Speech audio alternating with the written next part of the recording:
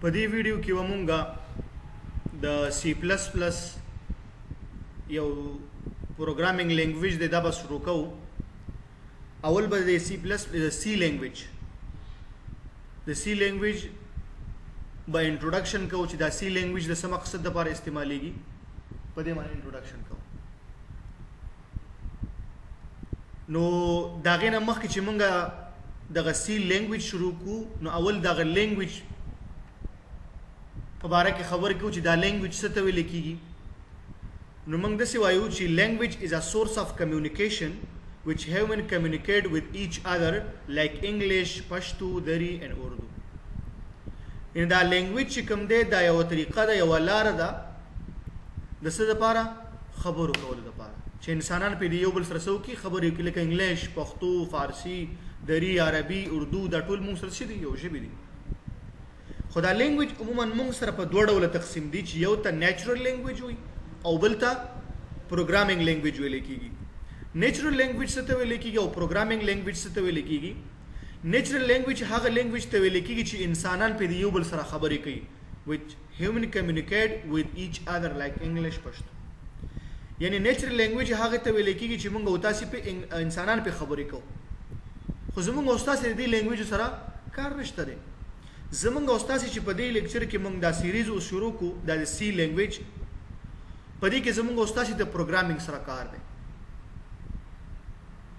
پروګرامینګ لینګویج څه ته ویل کیږي؟ which human communicate with machine or computer. یعنی پروګرامینګ لینګویج هغه لینګویج ته ویل کیږي چې انسانان په خبرې کوي چا سره؟ ماشینونو سره یا د کمپیوټر سره، لکه سی پلس پلس، جاوا، سی شارپ او داسې نور مشته. نو دا شو موږ سره پروګرامینګ لینګویج. بیا دغه پروګرامینګ لینګویج موږ سره په درې ډوله تقسیم شوی دي، په درې پارټس باندې، چې یو ته لو لیول لینګویج ویل کیږي، بل ته میډل لیول لینګویج ویل کیږي، بل ته های لیول لینګویج ویل کیږي. لو لیول لینګویج کوم لینګویج ته ویل کیږي؟ وی لو لیول لینګویج از کالډ ماشین لینګویج. لو لیول لینګویج ته ماشین لینګویج هم ویل کیږي، یا ورته باینری لینګویج هم ویل کیږي. خولی ورته ماشین لینګویج وي یا ولی ورته باینری لینګویج وي. وی لو لیول لینګویج are those language which are directly understood by the computer. لو لیول لینګویج هغه لینګویج ته ویل کیږي چې په هغې باندې کمپیوټر ډایرکټ پوهیږي، یعنی په منځ کې کوم ترجمان ته ضرورت نشته. لکه یو پښتون یو هغه سره په پښتو کې خبرې کوي، ټول د ترجمان ته ضرورت شته نه، خو ډایرکټ پښتو خبر ده کوه. دغه شانتي دا لو لیول لینګویج هم دغه شانتي دی، ځکه کمپیوټر چې کوم دی باینری لینګویج باندې پوهیږي، یعنی 0-1 باندې، او مونږ ورسره خبرې په 0-1 کې کوو، نو بیا څه مشکل شته نه. بل ماشین لینګویج از د لینګویج اف باینری ډیجټس.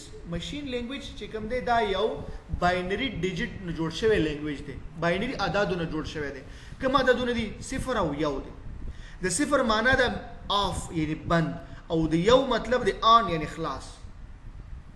That is why it's also called binary language. ځکه ورته باینری لینګویج ویل کیږي چې په دې کې عددونه دي 0 او 1.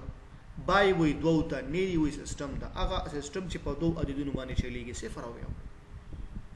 نو دا شو د ماشین لینګویج باره کې خبرې. خو دې اوس فائدې او نقصانات. فائدې دا دي very fast، تیزکاري کوو. تیزکاري ولې کوو؟ چې ترجمان ته ضرورت نه و، ډایرکټ خبرې کول. No need any translator. کم ټرانسلیټر ترجمان ته ضرورت نشته، دا فائدې و. ډایرکټ کمیونیکیشن وذ هارډویر ډیوایس. موږ به ډایرکټ د کمپیوټر د هارډویر سره خبرې کولې. نو دا یې څه فائدې. نقصانات یې څه دي؟ ماشین ډیپندنس، دا غټ مشکل، ځکه دا د کمپیوټر اولنې لینګویج دی. نه مثال چې موږ او تاسو سره خبرې کولې کړي نه، بس مخکې هم شو د ماشین لینګویج د اولنې لینګویج چې موږ به د کمپیوټر سره خبرې کولې. دغه مخکې کوم لینګویج نو ماشین ډیپندنت مطلب دا دی چې لس کمپیوټرونه دي چې په دې کې به کمپیوټر پروګرام جوړ شو، هغه کې به کار نه کوو، الته بیت لی بیا به جوړو، الته بیلتی، الته بیل وجه سوا چې موږ کمپیوټر د هارډویر سره خبرې کولې. نو دې کمپیوټر هارډویر به یو شانتي و، دغه کمپیوټر بل شانتي و، دغه بل شانتي و، دا مسله پکې و. بل هارډویر نالج، کلم چې تا کوډینګ کولو په 0101 کې، نو په هارډویر باندې به مکمل پوهیدلی، ځکه تا خبرې چا سره کولې؟ د هارډویر سره. نو هارډویر باندې ځان پوي کړي ورسته به تا خبرې کولې. اوس difficult to develop یو سافټویر پکې جوړول یو پروګرام پکې جوړول ډیر زیات مشکل وو. اړم سافټویر په پروګرام جوړول کنه جمع منفي کو ډیر ګران. بل ډیبګ د ایرر مشکل یو ځکه چې ایرر راغلی یو پسې ګرځېدلی نو ټول به کوډ به لس صفحه کوډ به کړ ټول به ورانه بیا بدلی کړ ځکه پته پکې نه لګیدله دا مل ټول 0101 کنه دا مشکل پکې وو. نو دای نقصانات شو. دا غینه پس دویم قسم لینګویج چې کوم دی مډ لیول لینګویج هغه ته ویل کیږي. وې د مډ لیول لینګویج از کالډ اسمبلی لینګویج. دته اسمبلی لینګویج هم ویل کیږي. مډ لیول لینګویج ته اسمبلی لینګویج ویل کیږي. د باینری کوډز کوم چې ماشین لینګویج کې کوم کوډونه و باینری هغه ماشین لینګویج کې 01 چې کوم هغه راوغستل ریپلیسډ بای سم سپیشل کوډ او هغه تبدیل کړل یو څه خاص کوډونو باندې ځکه هغه کې خو مشکلات زیاتو ټیکنالوژي لیک پرمختګ وکړو نو کوډینګ به سخت او لګي آسان هغه 01 راوغست په یو خاص کوډونو باندې تبدیل کړي چې هغه ته به نیمانکس کوډ ویل څه شي نه نیمانکس کوډ خنیمانکس کوډ لاسته ویل کیږي. او یا د اسمبلی لینګویج کې چې کله موږ کوډینګ کولو وای د پروګرام ان اسمبلی لینګویج ار رائټینګ یوزینګ دیس نیمانکس کوډ موږ تاسو چې په کله پروګرام جوړولو په ماشین لینګویج کې 01 باندې به جوړېده په اسمبلی لینګویج کې په نیمانکس کوډونو باندې به جوړېده.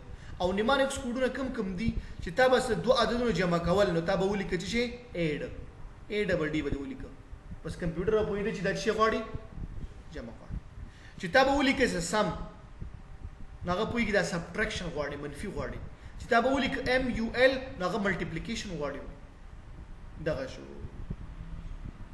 ښه بل خبر ایزی ټو لرن لک شانتي آسان شو په نسبت د چشینه د ماشین لینګویج ویری فاست ام دیم تیز کار کول هارډویر سره ام دی خبرې کولې دا دای فائدې وي.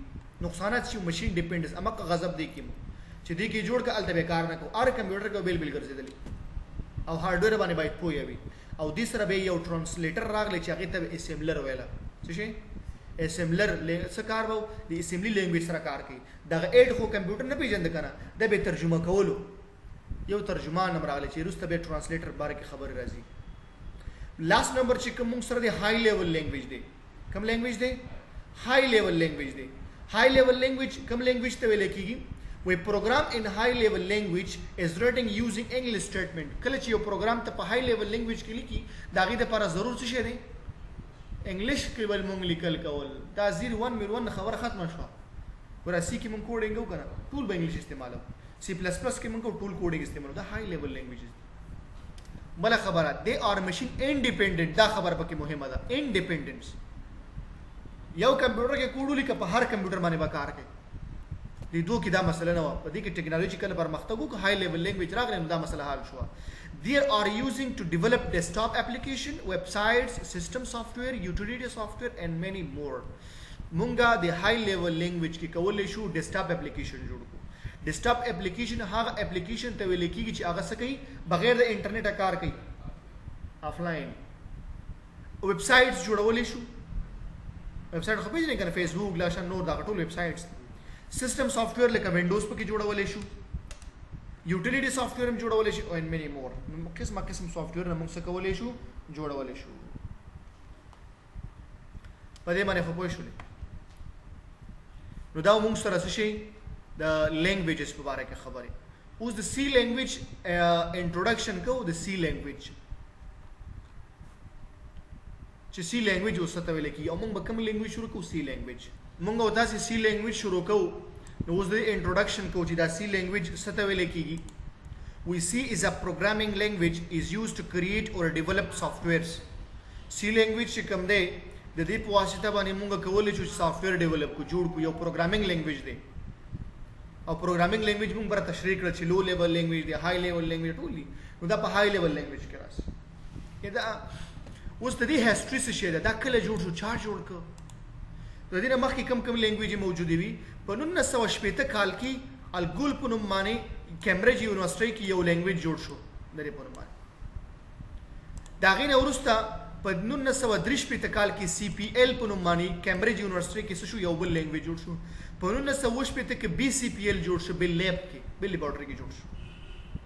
بیا 1989 کې بی لینګویج جوړ شو کیم تاسن په نوم باندې یو سره دی جوړ دا هیستوري د سره روانه ده کنه دا مې ټول ځکه لیکلي ده د دې نه بي نه وروسته بیا سی جوړ شو سی واز ډیولپ اټ بیل لیبارټري په بیل لیبارټري کې جوړ شو په سوم کال کې 1982 کال کې چا جوړ کړ ډینس ریچ کدا بره هیستوري زدم نه بس داز دا کدا لاین دا مهم دی د هیستوري په ځکه خدا به تسر نه هیستوري شروع کړ چې اول دا لینګویج بیا دا لینګویج بیا بی بیا سی خاصی جوړ سره لپاره سی واز ان فیکٹ to write Unix operating system. دا C language جوړ شو د Unix یو وینډو ده هغه جوړېدله دا C language د هغې دپاره جوړ شو چې دا موږ د Unix وینډو پکې جوړه کوو نو ځکه دا C language دی جوړ کړه C a successor of basic combined programming language یعنی BCPL دا BCPL یو language موږ سره کنه د دې نه دا جوړ شو یعنی دا چې دا ټول language یو ځای شوي او چې د B language او دا ته جوړ شو سی لینګویج دا غره جوړ شو یعنی بي سی پی ال لینګویج جوړ یو ځای او دا بي لینګویج راواغه سره دوانه جوائن کړ یو ځای کړل چې ته جوړ کړل سی لینګویج جوړ کړ Linux OS PHP is written in C Linux window چې کومه ده دا PHP تاسو برسته وای په کمپیوټر ساينس کې PHP دا هم یو لینګویج دا موږ په سی لینګویج کې لیکل دي C has been writing an assembly language د سی په خپل په assembly language کې لیکل شوی دی سی language څنګه جوړ شو په سی language په بي assembly language کې جوړ شو نو دا یو شارټ غونډې دی هیستوري و چې چا جوړ کړی دی او په سی کې څه کې جوړ شوی دی په سی assembly language کې جوړ شوی دی او د چې نه جوړ شوی دی د BCPL language او د B language نه په سوم کال کې په 1992 کال کې ډینس ریچ جوړ